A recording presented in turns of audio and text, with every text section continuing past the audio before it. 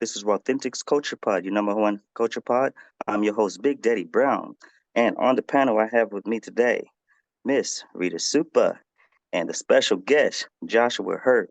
Today, we're going to talk money. So let's go ahead and get this started. Yeah. Double up. The money I call up. Call up. Double up. The money I call up. 2 turns of 4 turns of 8. Sleep and get paid. Rich when I wait. I bet the bank. I set the pace. Guess what I make? That's what I make. Counting pockets, that's a trending topic. You got this and you got that, but got no spending options. I keep quiet, but still get it rocking. I keep quiet with it in my pocket. I keep quiet, moving stuff for silent. Double up. The money I call up. All right, Josh is our special guest. He's served in the Marine Corps. And how long have you done that for, Josh? So I served in the Marine Corps 2012, 2017. 2012, 2017. And I know that you got into investing. So go ahead and tell us about how that got started. Yeah, so basically, everybody has that dream to be rich. Uh, and my dad has always done real estate growing up. I never had the capital to get into it. So when I was getting out of the Marine Corps, I ended up getting the job while I was in with drones. So, I got out, got a civilian drone job. It pays really well. And I took all that money and I started to disperse it into different investments. So, you have soft assets and then you have hard assets. So a hard asset is something you can touch, real estate, gold. A soft Right. asset would be, something volatile and something intangible like stocks or crypto. And I'm glad you said that tangible and intangible because that's what the term I would use. I would use tangible assets and intangible assets. And typically, I've served time too. Obviously, currently serving in the Coast Guard. And back when I served in the Navy, I served in 2004 to 2008. And Mm-hmm. I had the same goal. Like I wanted to get into real estate. And real estate was one of my biggest passions because even before I joined the Navy, I had was getting like these real estate courses or whatever the case may be. Just didn't know the direction to go. And obviously, uh, having money on hand, that was tough because I didn't really have it. Um, so we kind of took the same route, but as I got older and got more of an understanding of it, that's when I started doing what you're doing, just basically allocating monies. Hey, this is like emergency savings funds, which all must have because you don't know when anything is going to happen, and then an investment fund, and then your proper checking, which basically allows you to pay your bills or whatnot. And I think the biggest thing that people miss out is the quality of life. So when you're starting out and you're trying to make certain investments or you're trying to make certain monies to allow you to do certain investments, whether it's tangible or intangible, you basically need to live below the means. So your spendings is limited because you need enough to pay the bills. Once all bills is paid, and then you have to minimize the amount of bills you incur because that's your debt, that's liabilities. You know, then once that, of course, you do your basic needs, your food, your clothing, all your basic needs into, then the rest should go straight to investing, whether it's an emergency savings account and a percentage into an investment account. And I know the thing that I learned out was that when you have your invest account, people think of investing in something, it's always tangible and intangible, but they forget about investing in education or investing in growth, knowledge growth. So if you pay towards education or enhancing your knowledge, that's also considered an investment because it's tools that you're learning to be able to use to make more money. Go ahead,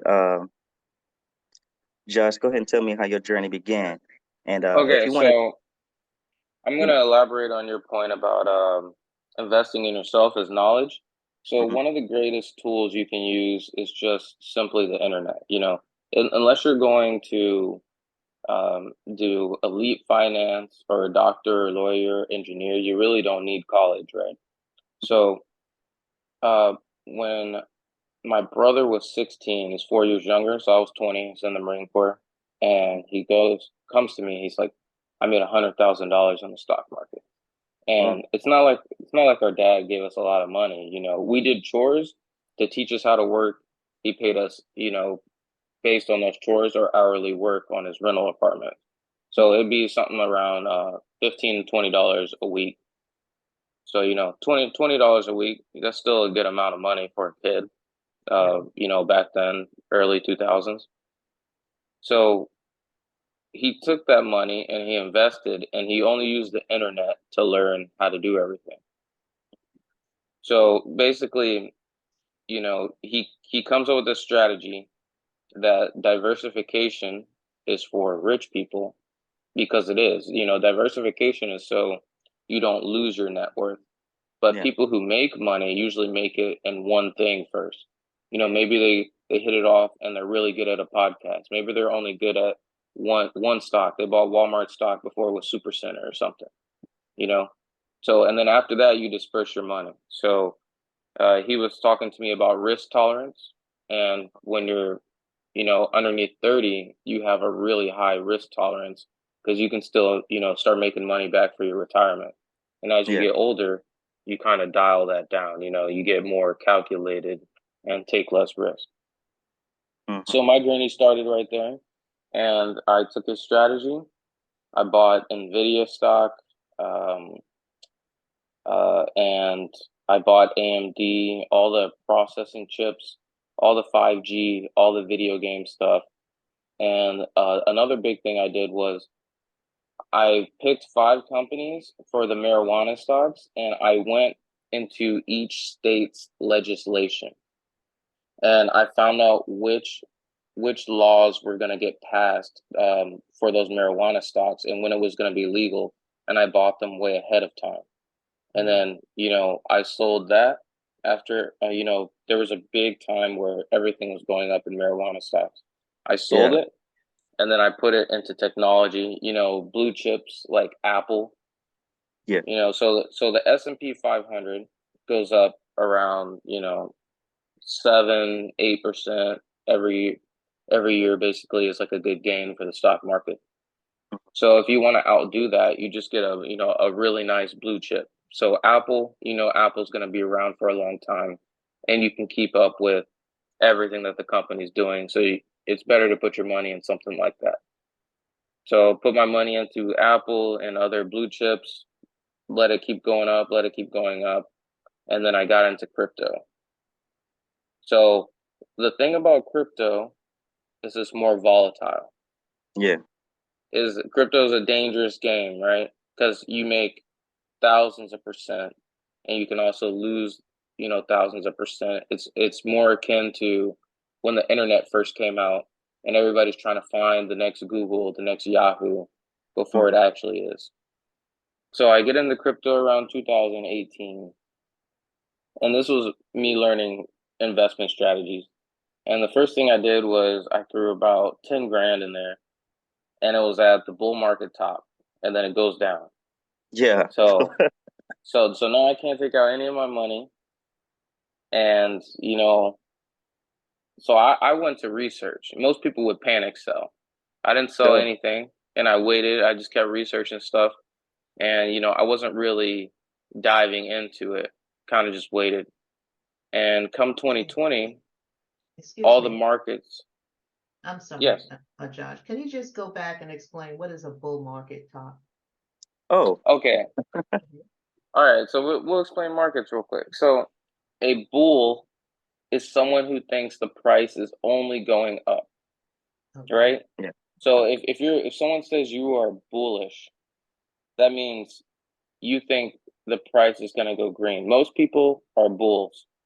A Yeah. bear It's red. means that you're bearish. That means you think everything's going down. You're like the economy's going to crash. We're going to have an economic collapse or something, or this stock is going to keep losing money. And those people like to short it. Yeah. Okay. Thank you. So a bull market would mean, like during 2021. COVID, where they just Yeah, kept printing money and printing money. So, as they print money, people put more money in the market. And that is the definition of the rich get richer and the poor get poorer. And that's where we make all our money. Okay. So Very right good. now, while the prices are low, I put my money into markets like that. And then when everything turns green and you hear about stocks going up and crypto going up, people that's will when you start start. buying it, and then I sell to those Sell people. it, yeah, yeah, because you're at the peak.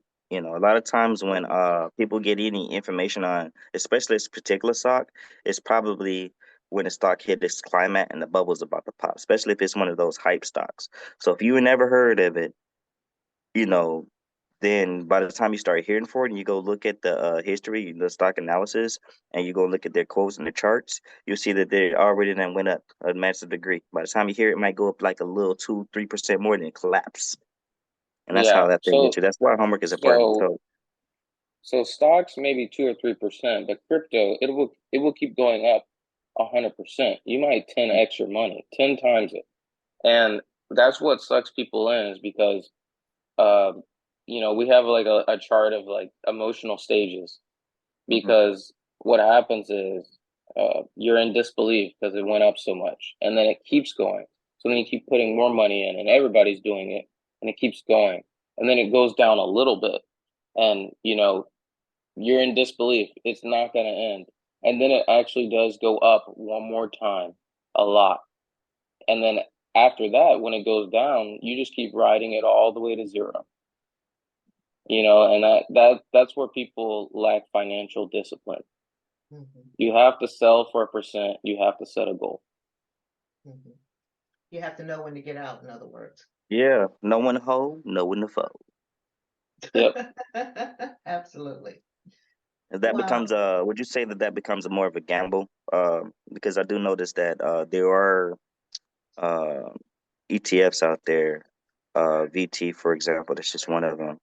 ETF that's actually meant for long-term investments. You put a percentage in there every month, every week, and then you build off, and it gives upon average, I want to say 7 or 8% for within a Yeah. year. What do So you say about that? yeah, I would say a good ETF, depending on risk tolerance, I would use a maybe because you remember the VanEck ETFs, right?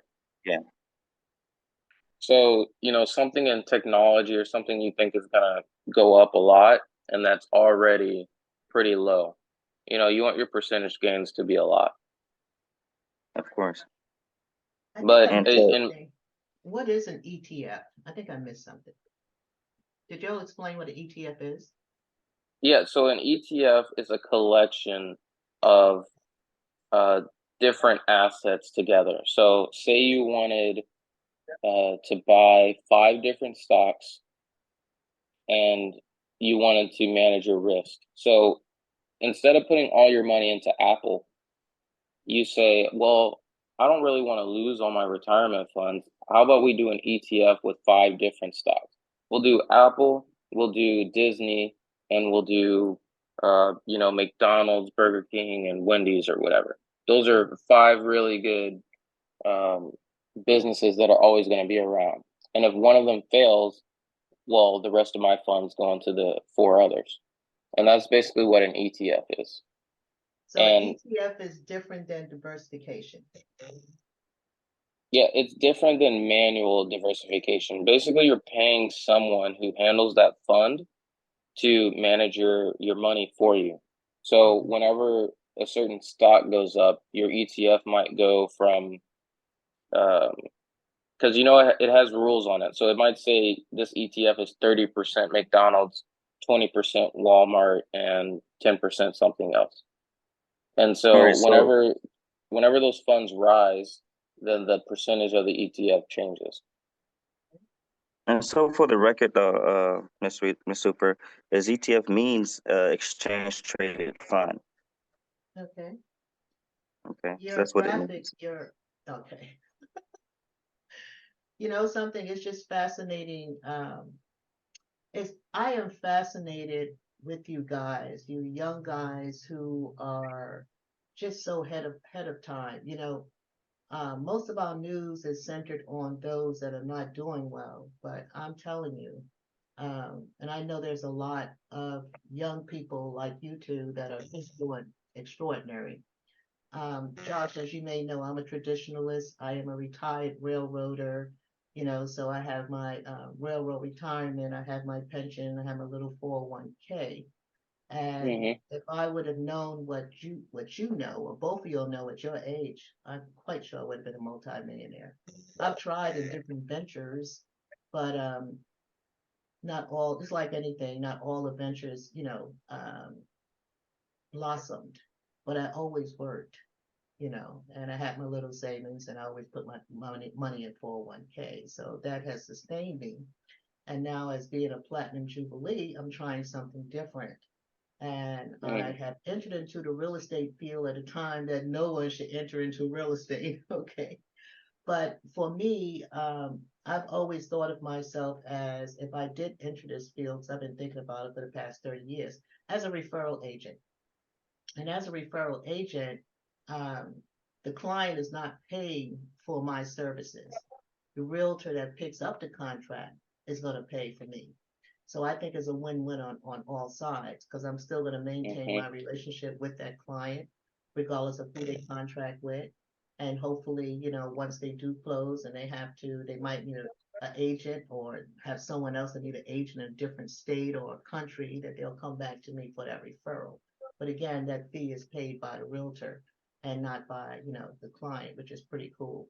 So I'm in a new area and having to learn the area. It's a very small town, and we're full with real estate agents. Plus, we have Shore Air Force Base.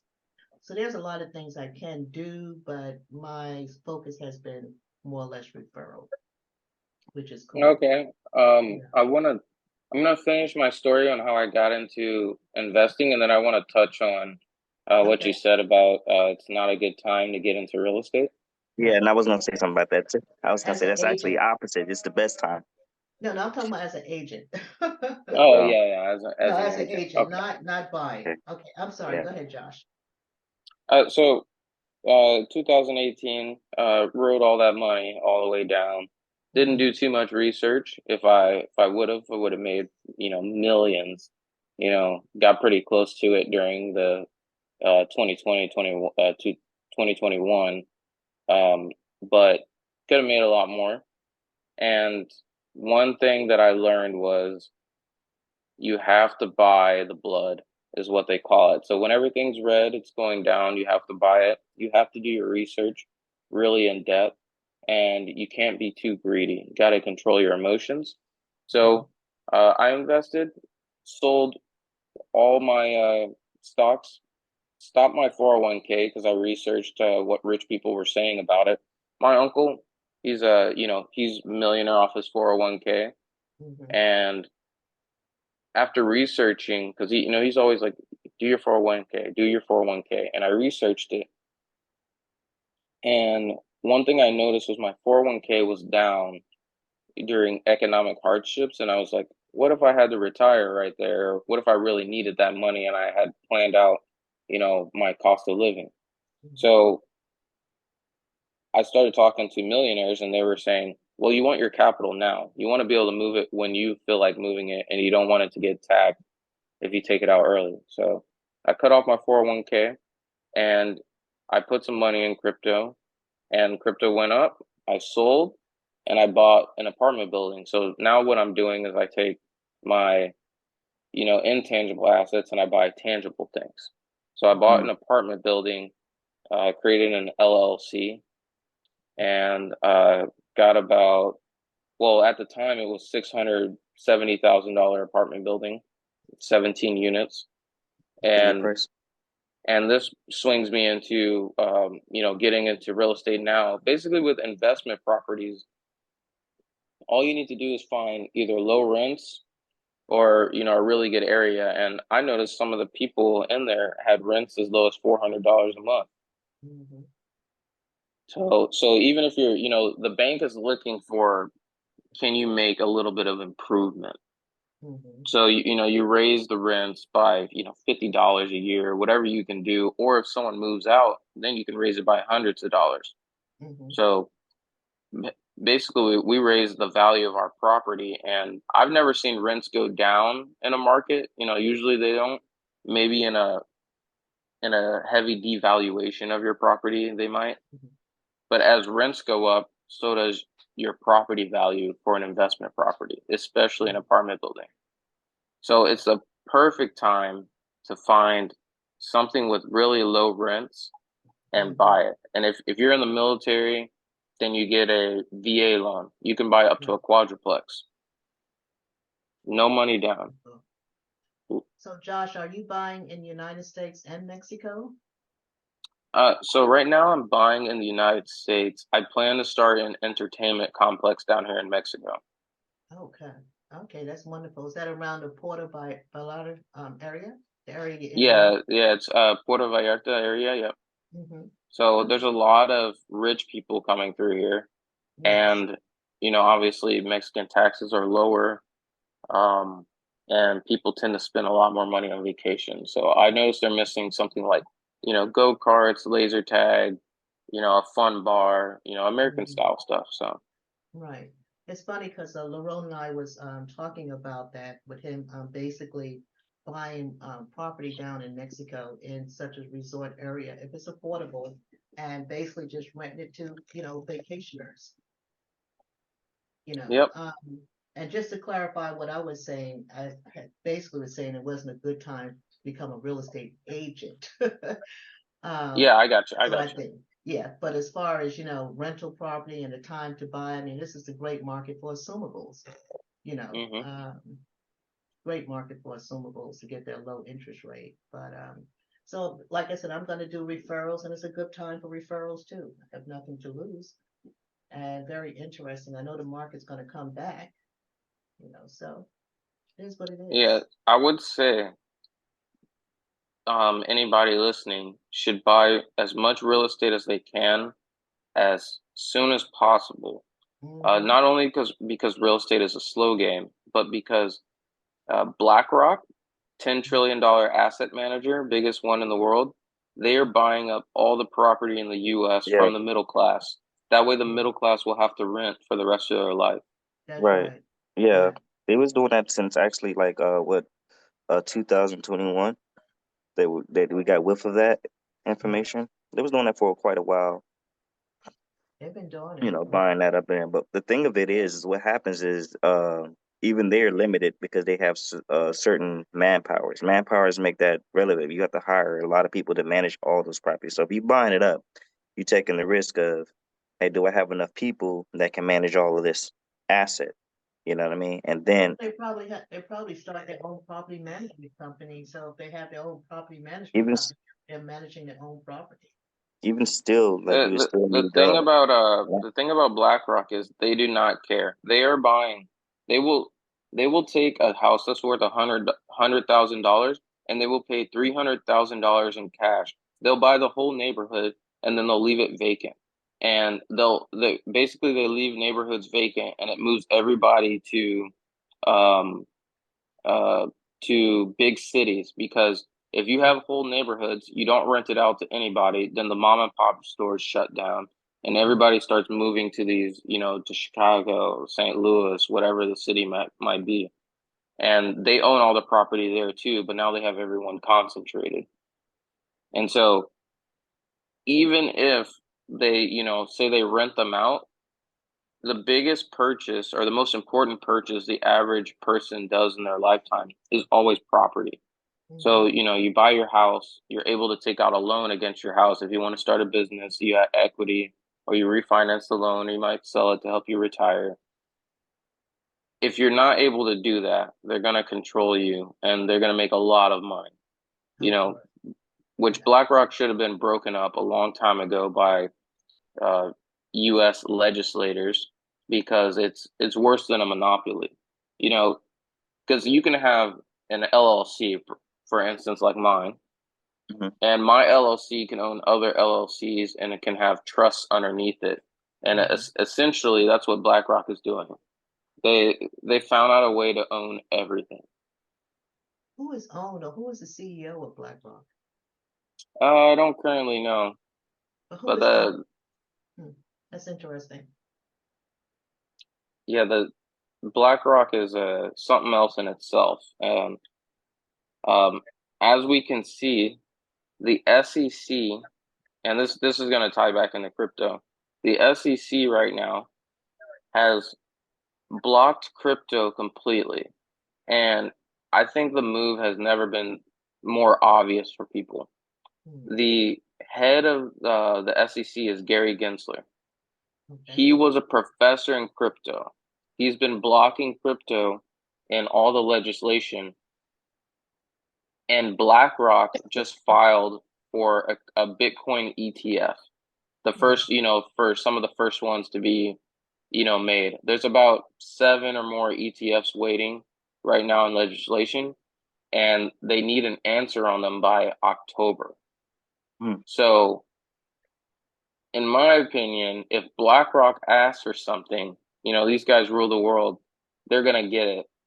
I hmm. think, this just shows us crypto's here to stay. It's in Congress. Um, Germany's largest bank has, been given permission to put trillions of dollars in there, Hmm. around 2 trillion. So I think that's the move that everybody needs to go to. I don't think they need to dive in and just throw money into some random stuff because, there's a lot of things people don't understand. They think it's just internet money. They don't understand what it's actually made for. And it was made in the 2008 crisis. The housing crisis. How's the housing bubble? Yeah. Economic bubble, and it was made because Bitcoin has basically a set, solid monetary policy that's deflationary. Hmm.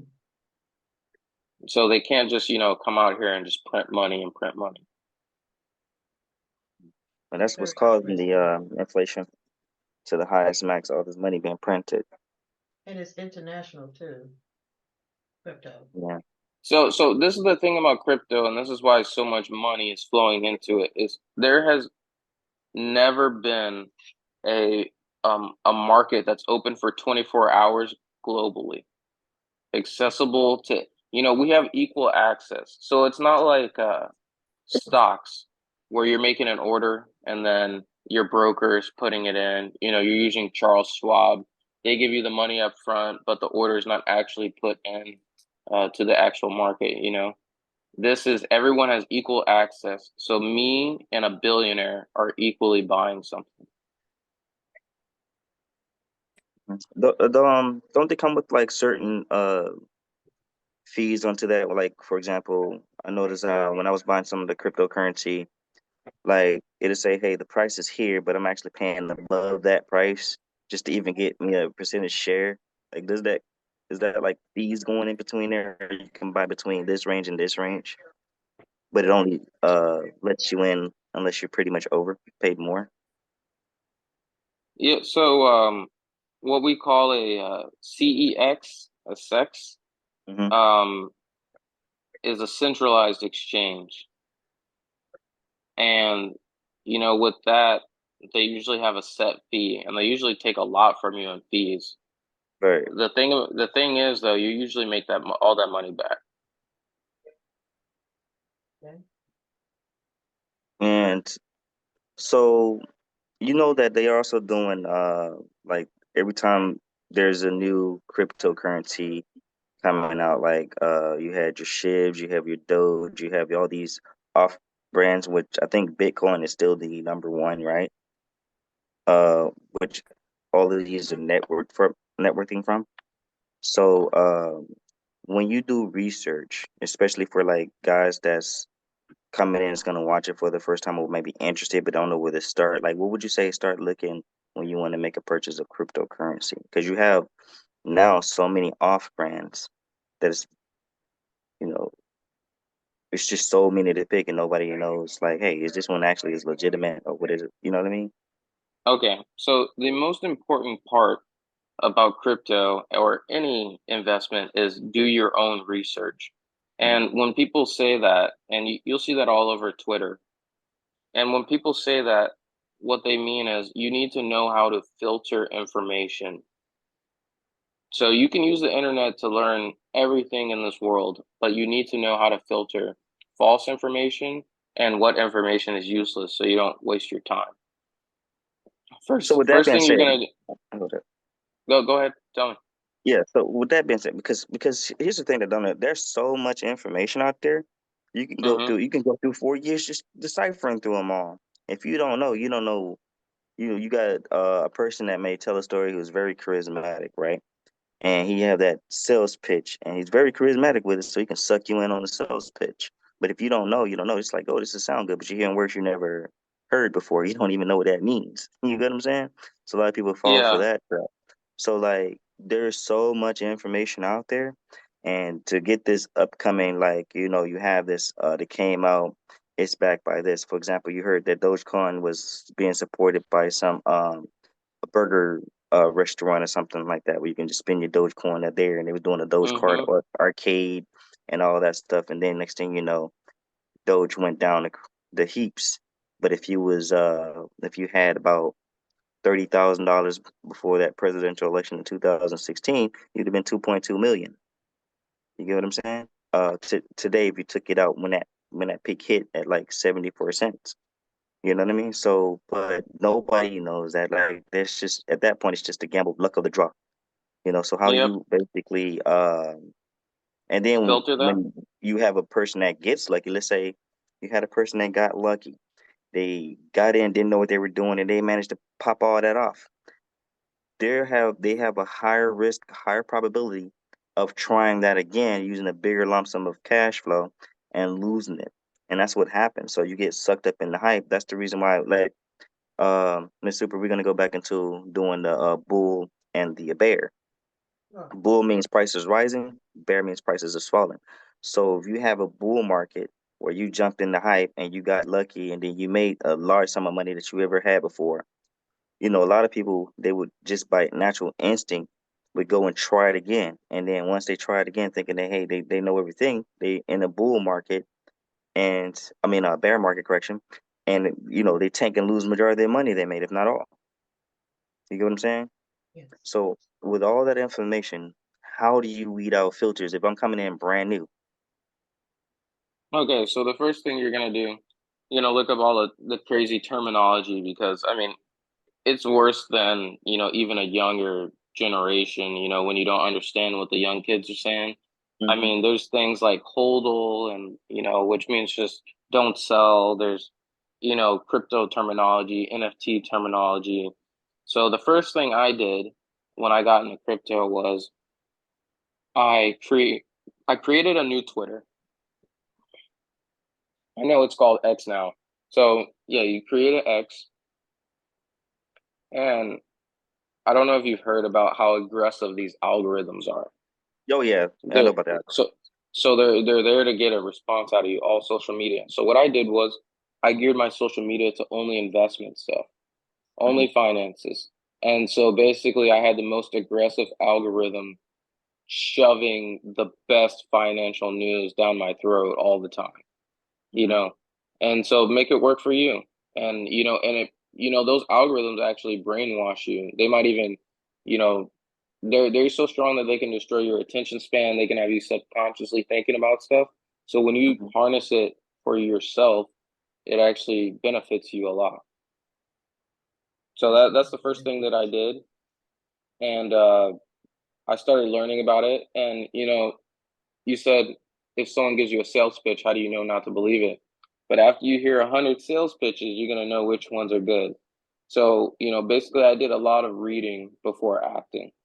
I did about 3 months of research before I even bought my, threw money in because I don't like to lose. So Yeah. I researched down to almost to the point where I think I almost learned how to code functional programming languages and stuff. Oh, I went really in depth. You're gonna need to download Discord. You're gonna need to uh, research those key terms like layer one, layer two, layer three, and figure out why is crypto still around? What does it actually do? What is decentralized finance? Is an NFT actually a picture, or it stands for non-fungible token? Will this be what my driver's license is in the future? What is this technology? That's the questions you need to ask yourself. Figure out what you want to get into. Fantastic Okay. information. Invaluable information, Josh. Yeah, I told you this guy's Absolutely. top Absolutely. notch, top G. Um, I know from what I've studied from those, because I also talk to guys who make plenty, who've in the millionaire status, right? And I would get the information from them, and they was telling me about like certain cycles. Like they would say, you get your job, then you would go to tangible assets. Once you have your tangible assets built, what is giving you a nice secure level of income, then you go to your intangible, such as the markets, and you will finish out that way. And once you have that one pretty much sustaining, then you would go to precious metals, such as gold and silver. What do you think about that, Josh? So one thing's for certain, most rich people, on average, own real estate. Right. So whether you make your money in real estate or it's just your diversification method, it's a staple in wealth. You need to have real estate. And the best part about real estate is you can you can buy it, let the price go up, and then take out a loan against the equity. You Right. can borrow someone else's money, never use your own. Hmm. Absolutely. Yeah. That's why. Ambulization. That's what Yeah. that's called. It's called ambulization. So, And what do you think? I'm pretty sure if you've done all that research, you probably read some Robert Kiyosaki books, Rich Dad, Poor Dad. What do you think about him when he uses the term "I'm a debtor"? Because basically that's saying you have assets, but then you're taking a loan against your assets while other people are paying the loans. But I think um, when you hear the term used as "I'm a debtor," like it kind Hmm. of freak people out because it's like, well, how can I make money being in a lot of debt? There is that that's very high risk maneuvers, but an educated person that's a very well experienced in becoming debtors, they understand the codes. I want you to elaborate a bit on that, like using debt as an asset, which is Yeah, so debt is, you know, I mean, I'm guessing we're mostly talking about loans here. So debt, say you have a house that's worth $700,000. You have to put 10% down. So you put down 70K. If it's a commercial loan, 15 to 20%, depending on if it's a local bank. And immediately you have that equity, and then the rest is just debt. mhm, So you have a $600,000 debt. yeah, Now, what a lot of rich people do is borrow someone else's money. So as they pay off that loan and it goes into equity, then they take out a loan against it, right? And right, so here's where it gets high level. and that's the So tricky part. Mhm. Beyonce and Jay-Z, right? So they Yeah, have a some odd $1 million mansion, which obviously they have a lot of debt. They haven't utilized that debt. So they take out a loan against the equity, which is all the money down or paid, or if the value of the property has gone up. Now they buy another property with that loan, and then they refinance that loan to get free money. mhm, So they mhm, borrowed someone else's money, right, from mhm. the bank, and then they refinance it with another bank so they can get paid. mhm. So this scenario is basically best to have more than one bank. Now, keep in mind this is risky. So like, I wouldn't prematurely go into something like trying to. I would definitely do homework and learn this method because this can also get you caught up into a lifetime things of debt, and then you know what happens there. It's Somebody it's not risky. It's not what? risky at all. And the reason it's not risky at all is because when you take out a loan, you are not tax liable. So you can only make money now. Mm, That's the best. This is why rich people don't pay any taxes. mm, You know, so they took out that loan, so they only took out debt. So the government can't come for your money. They don't. You don't buy a car for 20 grand, and then the government's like, you owe us 10% of that 20 grand. The mm, government's like, oh man, he's got some debt. I don't even know if he can pay. He might need a tax break too. You know, mm. especially with a house. That's how the rich people are getting off. Mm. So the rich people is just a bunch of That broke makes people sense. that's just smart with it. Yeah, so and if you want to be someone like us, um, I don't know how much you guys make, but anybody underneath $400,000 a year is basically, we're not in the top 1%. So what you do is you start a trust. And a Mm. trust is a way that you can make millions of dollars and yet only have $1 to your net worth, Yeah, Mhm. yeah, you know. that's the key. Yeah. So you can either start depending on what type of business and what your finance guy tells you, you want either an onshore or an offshore trust. There's Hmm. benefits to both. Mhm. And what you do is you get paid from that trust. You get paid a salary. And Mhm. what I do with my LLC to get the maximum tax breaks is it doesn't matter if your LLC is handing out lemonades to kids, on the street in your neighborhood, after school or something. You do that, you put your car underneath another LLC, that's another tax break, and Hmm. then you turn whatever room you have into a office building, that's Oh, another tax break. that's a check mark. We done already did that. Yep.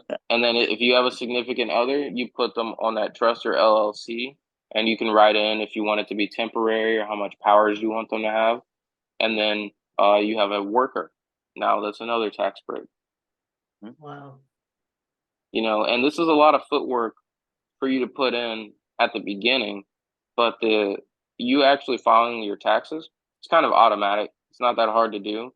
But this is why rich people are making so much money because they have a guy to do this for them. But Mhm. we Yeah. can do it just as easy. You just Google it, all the rules are right there, and then you'll make a lot more money. Mhm. Yep, because every time you drive your car, after that, all your gas, tax break. Every time you're eating, from whatever you set your office hours to, tax break. All your clothes that you wear during that time, tax break. You know, you need to get your glasses done, employee. You get the point. That's how it works. I do, Yeah. and I guess that's they said one of the elements of starting a business is having an accountant. And as you're saying, it's do the research yourself, but it's still all the same. Is knowing the tax breaks and the accounting. That is so interesting.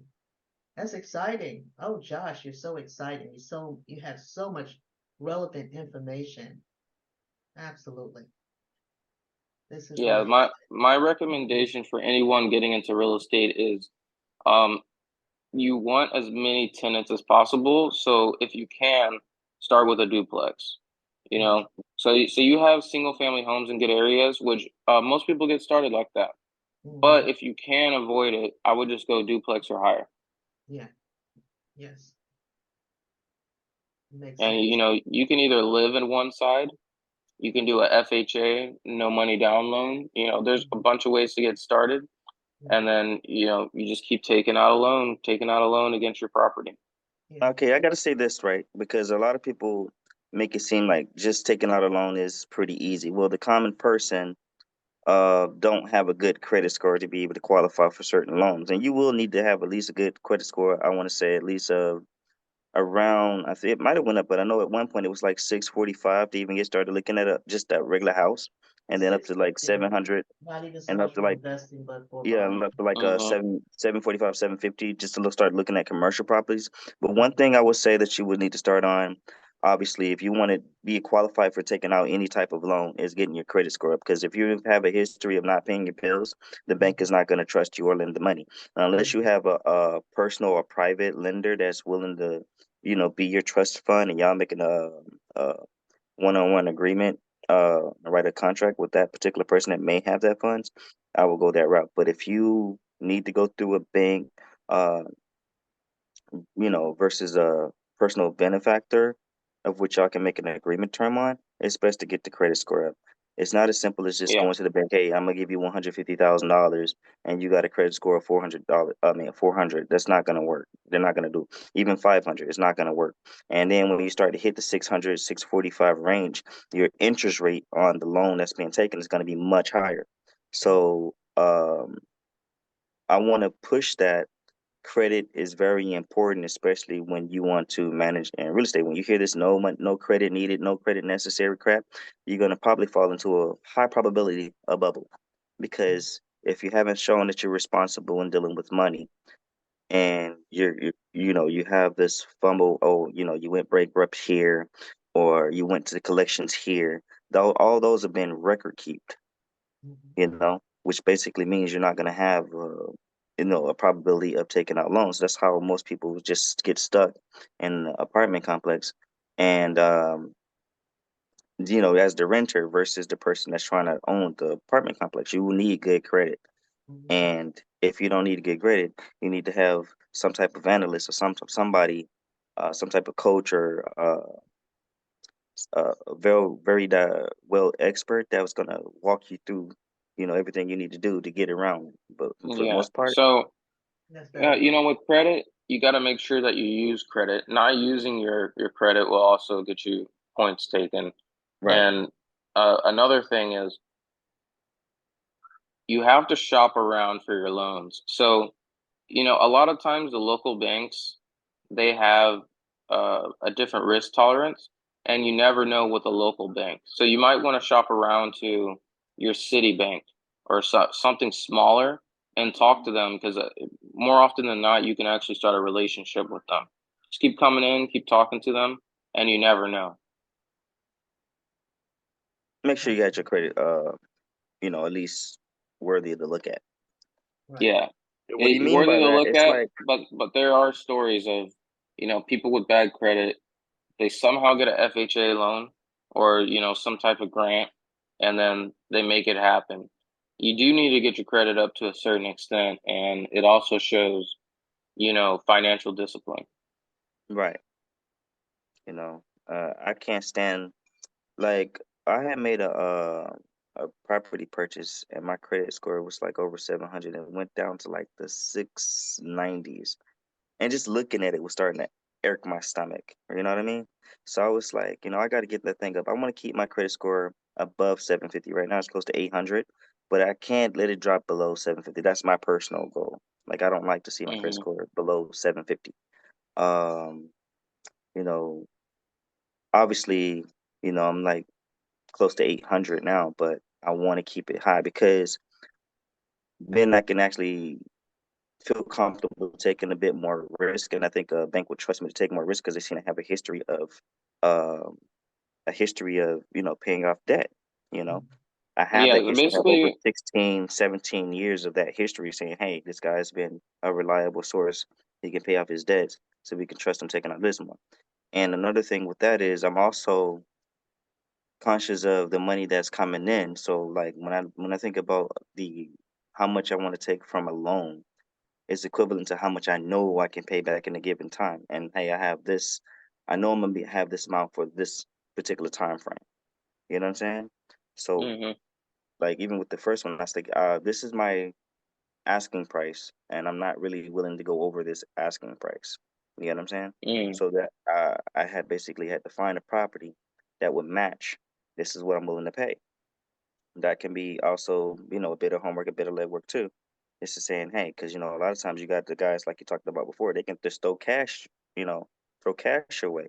Another good thing about it, if you're doing something like that, is having military background, because people, there's people that's gung ho, military patriotic or whatever, so they'll, be like, okay, I know you coming at me with a lot of cash, and he may be coming at me with this loan, but I'm gonna take his loan because he's got this man, he's serving my country. I love my patrons. That happened to me.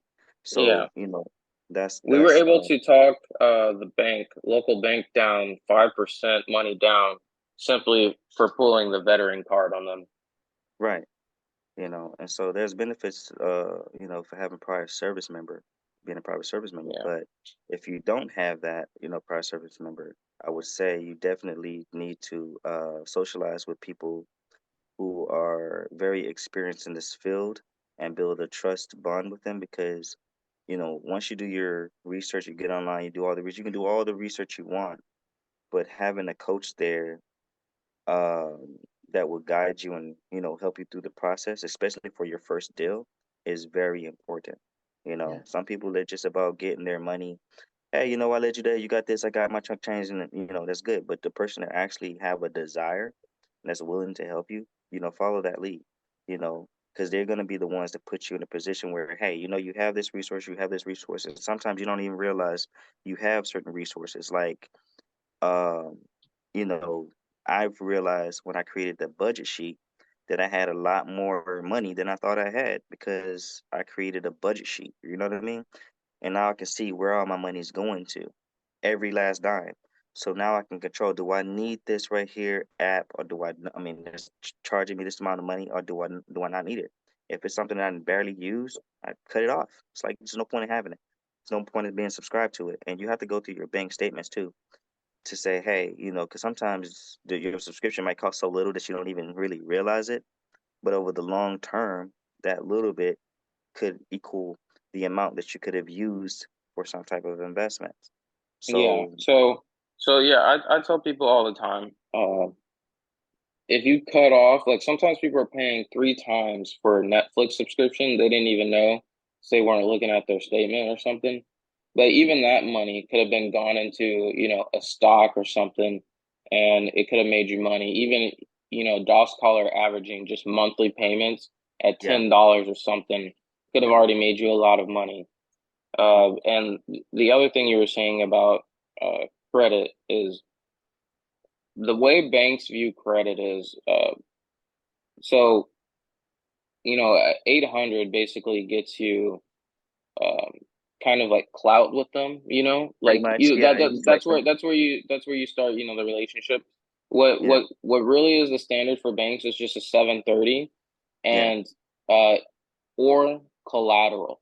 So that's why taking out a loan on your asset, or they know that they can make their money back, is what they really care about. So that's why millionaires will file for bankruptcy to get out of, big debts, and then still go do deals with banks, and that is basically the reason, is the bank is looking for a crazy amount of collateral to minimize risk. Now, the other thing you were talking about was um, paying off, random subscriptions and stuff. yeah, Whoever's listening, the worst thing you can do is not pay off your credit cards, um, right after those subscriptions. Your credit card has the most aggressive APR, has the most aggressive yeah, percentage debt. And most people don't know that when you pay off your credit card or make a payment, it does not pay down in the order that you bought it. There's a bunch of fine print. So, say you took out cash from your credit card, then you bought a computer, and then you paid for gas. Those things are different purchases in that agreement, and they might only send $5 of repayment to the cash withdrawal, which is the most aggressive interest, and then they might send $10 to the computer, you know, and that cash interest is going up like crazy. So that's why your payment keeps going up and going up and going up. And that is what really holds you back, is credit card debt. yeah, yeah. I like to pay off Any my credit any card. interest. Interest is the worst thing that can happen to you. And also, like, if you get deals where they offer you, like, a line of credit to pay it off, and you'll drop some deals where they'll say, like, okay, you can start your payment, but interest will hit you sometime down the road. mhm, Um, it's best to pay it before the interest hits. If they give you that leeway saying, hey, you got 6 months to pay before interest hits, pay it before the interest hits because that's how they trap you. Because once you don't pay it, they can go back up to the initial price of it and hit you with the interest. But that's all the oh, time we got for right now. Hey, Josh, I want to thank you for coming on. This was a very great show, a lot of great information. I know you got things to do. I would like to have you back certain, another time to come on here. Miss Sylvia, thank you so much for coming on board. Thank you. I hope you got It's been some good wonderful. information, and you're able to, of course, we gonna collab, we gonna use this, we gonna make more money. That's just how we gonna do it. Yeah, You know yeah. what I There's mean? there's a lot of info in here. I would tell viewers to listen to what I said about the credit card thing and about Hmm. doing your own research, those methods, because I know it'd be hard to follow two or three different assets that we were talking about. But if Right. if you take anything out of it, is how to research and do your own research about different things and everything that I said about you don't need to diversify too big. Pick five things or less and stick to them. Right. Yeah, and It's that was one of wonderful. my things that I had earlier going on to pick more than that. And you guys for coming on, and till next time. The next Till time. next time. Peace. Thanks for having me on. Peace.